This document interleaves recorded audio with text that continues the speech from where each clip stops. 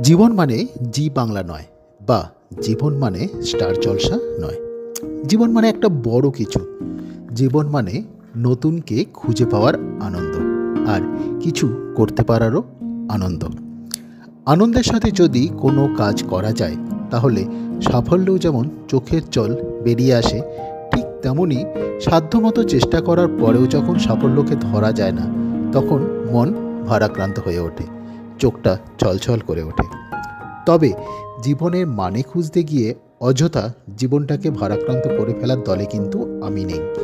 তবুও পরিস্থিতির চাপে পড়ে হয়তো কিছুক্ষণের জন্য বিহ্বল হয়ে পড়ি, হয়তো অনেক সময় সিদ্ধান্তও নিতে পারি না যে কি করব।